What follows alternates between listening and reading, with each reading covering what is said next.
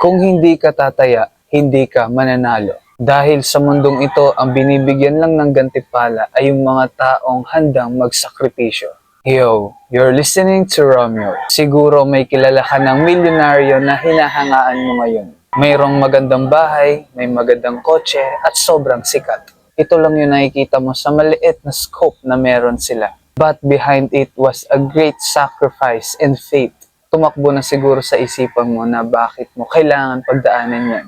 O bakit kailangan mo magtiis. Kagaya ng kilala mong milyonaryo, pinagdaanan din nila yan.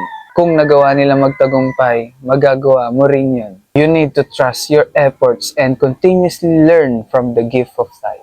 Ang mga nananalo sa karera ay yung mga taong handang tumakbo at handang tapusin ang laps kahit na bumagal o manghina.